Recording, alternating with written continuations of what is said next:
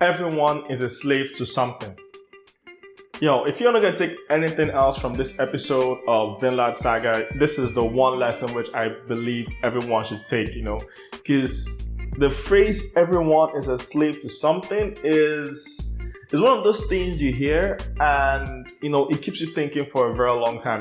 Even much longer than the actual episode. This is one of those things that even after watching this episode, I took some time on my own to think about that, and I had to figure out, what that phrase meant to me as a person in my life, I'm gonna come back to this phrase. Just the title of this particular review is "Everybody's a Slave to Something," because it resonated with me in just perfectly. Okay, this and another phrase earlier in this series where Thor was like, no one has any enemies, okay, and a real man doesn't need a sword. Okay, this anime has very good phrases which just resonate with you, no matter which walk of life you are. They apply to you, okay. But I'm gonna come back to this phrase, everybody is a slave to something, in a bit.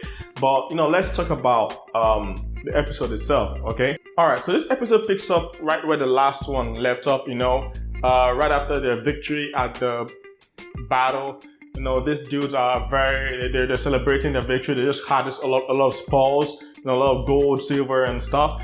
And they basically go home. They come to this new island which we're introduced to.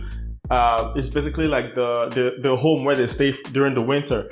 And this is interesting because it shows you that Ashland isn't just a murdering, pillaging psychopath. There's more to him than that. He has a place he calls home, a place where he goes to relax every year. And the way he talks about this land, the way he talks about how these people are keeping the sheep and stuff, you feel that he has a connection to this place, okay, beyond just somewhere where he's taking to stop. And not just him, his crew too are really familiar with this place. I think a lot of them probably come from there. They were probably raised in that land. So it begins to humanize these people. Okay, these aren't just a bunch of faceless dudes, a bunch of faceless pirates or whatever.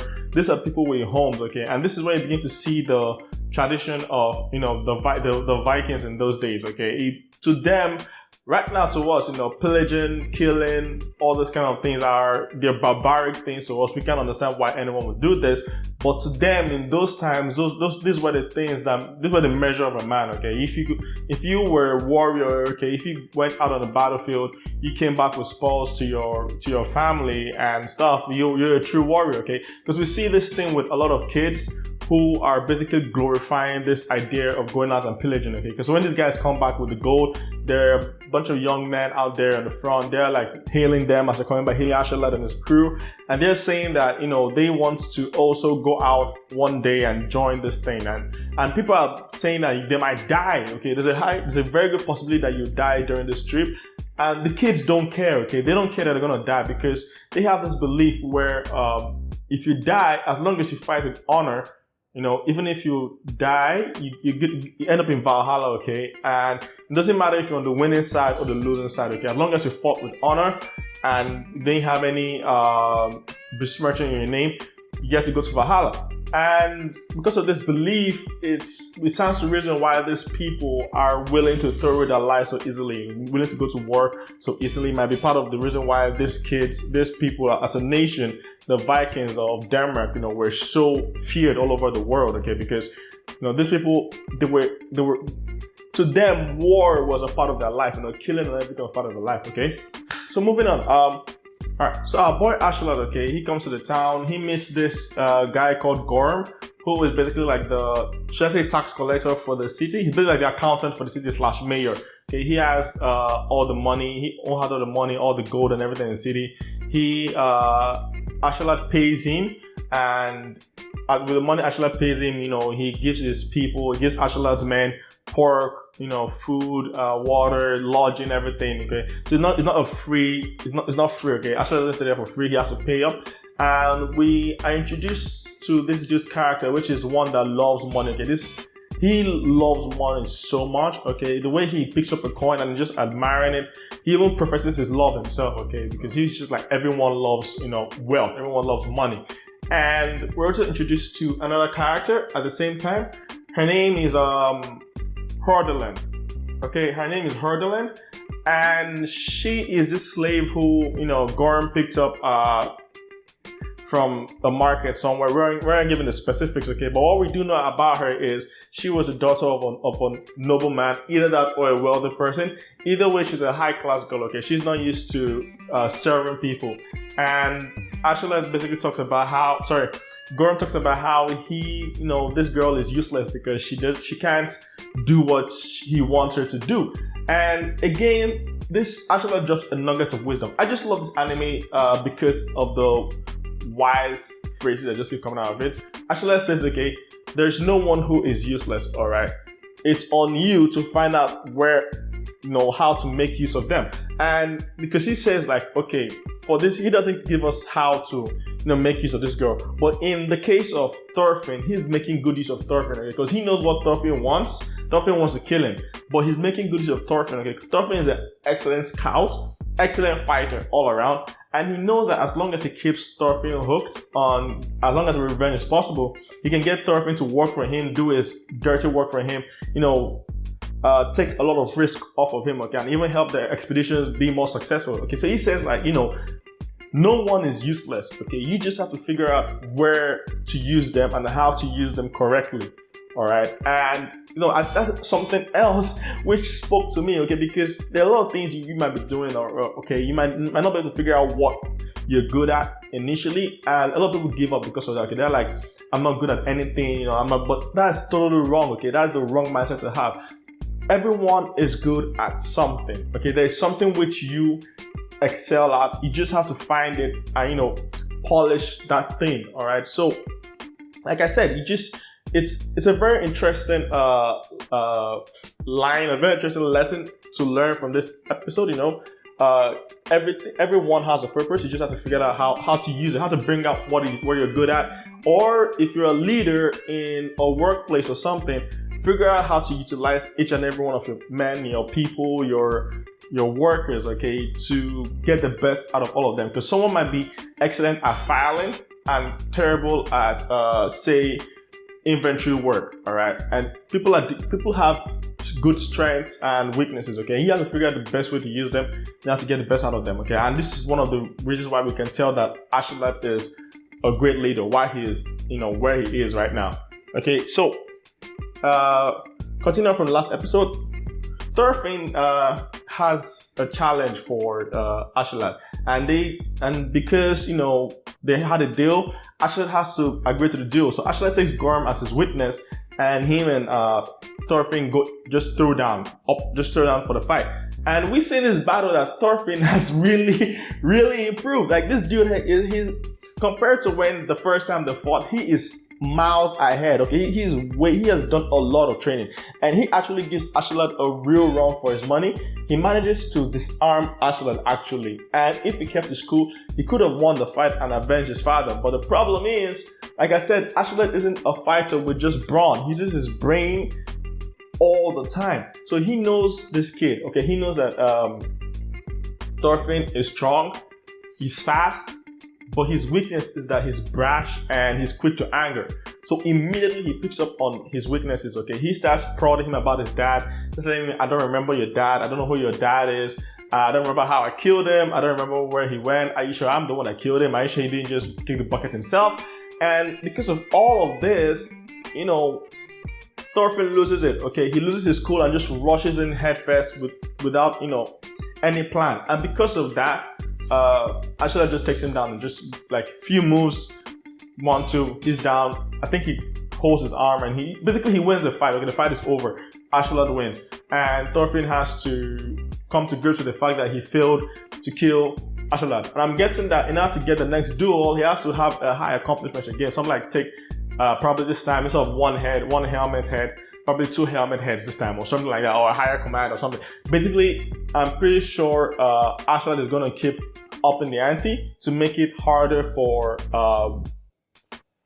Thorfinn, to kill him, and also to get the most out of Thorfinn. Okay, so it's interesting. I'm enjoying the dynamics, and there's this thing where someone is asking, Ashland why he's not afraid that this kid is gonna kill him in his sleep, and Ashland just says that Thorfinn is a kid with honor. He's a warrior with honor. He's not gonna come and kill him in his sleep because of who he is. He's still bound by his past, by his love for his father and everything, okay? So the day that Thorfinn, loses his love for his father, loses his respect for his father, is probably the day when he's gonna get a knife in the back. But until then, he's always gonna keep challenging Ashland, straight up, face to face, honorable battle, always. And, it's a good thing for Ashland. All right, so like I said earlier about Hordaland, okay, this slave girl character who was brought into, who we're introduced to. Okay, first of all, the fact that she's named doesn't make me believe she's a one-off character. I think she might be a recurring character. And now the question is if she's gonna be a love interest or if she's just gonna be a side character. I don't know. One thing that I found interesting is when she queries Thorfinn, and she's like, "You're like me." Okay, I see you like me, and Thorfinn's like, "No. If I were you, I would have killed Gorm and run away because I'm not a slave." But the thing is, like Ashla had said, everyone's a slave to something. You just have to realize what it is. So in the case of Thorfinn, what he doesn't realize is that he's a slave to his own desire for revenge, okay? When you're a slave to something, it means that basically, in my understanding, when you're a slave, it means you have to obey everything that thing tells you to do, okay? You don't have a choice. You're going to neglect even your own well-being just to achieve that goal. Now, this is exactly what is happening to Thorfinn right now, okay? Thorfinn is basically a slave to his desire for revenge right now, okay? He doesn't care about his own health. He doesn't care about all the innocence he has to hurt in the process, which is damaging his own pure heart. He doesn't care about the fact, or he might care, but it's not as important. The fact that he's left his family and they don't know whether he's alive or not. Okay, because remember, he didn't send any message, so no one knows. His family don't know if he's alive. Okay, his mother and sister. So all of this, he's willing to do all of this just for revenge. All right, which is why I say at this point in his life, he's totally a slave to his desire for revenge. He doesn't care about any other thing. He's just gonna achieve this goal and hopefully get released. Okay, so he's a slave, just not in visible chains. All right. We don't know what Ashland is a slave to yet. The girl is clearly a slave to Gorm. Gorm is a slave to wealth. So it's one thing that you get to figure out in your life, what are you a slave to? And then when you figure that out, you can begin to fix it, try to work your way around it and try to fix that trait a little bit. So you're not, a slave to that, okay?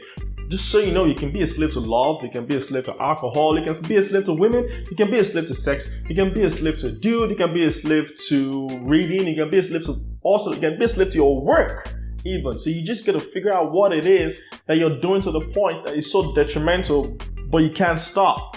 When you figure that out, you can begin to work around it, fix it up and stuff like that. So like I said, this Vinland Saga so far is just dropping nuggets of wisdom all around the place.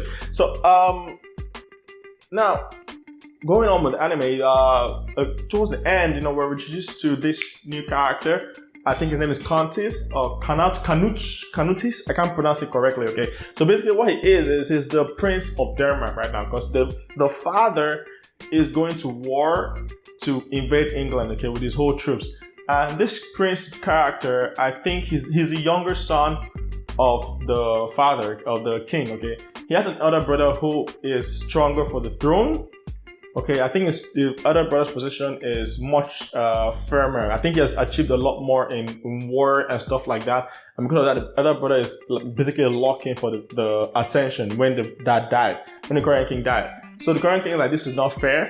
Let me give him a chance to, earn some merit. Okay, so if he can prove himself, then he can also run claim for the throne. Okay, so because I think in their tradition, rather than just the elder son directly, in this case, at least in this story, what happens is the person who has the most merits gets to be the king at the end, instead of just first son or second son, first son or whatever. Okay, so Yeah. So because of this, this prince is gonna come in, and judging by the whole mask thing, I don't know. When I see that mask, his mask is very iconic because when I see it, I instantly think of Gundams. Okay, because in the late 80s, early 90s, when Gundam was all the rage, that mask was just synonymous with everyone who watched Gundam knows that mask. Okay, if you see that mask, you know it.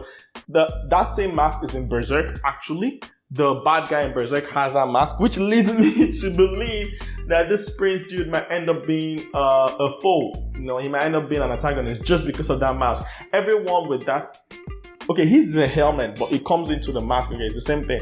Everyone I've seen with that style in anime is usually a bad guy. So I don't know. I read Vinland Saga about over a decade ago or so I can't remember anything from the story right now. So I can't remember. But yeah, in my experience, people with those kind of masks are just bad guys. But after this, we're introduced to the invasion in England, and we have this dude who is just throwing tomahawks everywhere. And I'm not sure if because he's on the wall, I think he's an Englishman. But at the same time, the way he threw the axe makes me think he's more of a Viking. So I'm not sure. I think he's an Englishman. So if he's an Englishman, that'll be the next task, I think, for Thorfinn.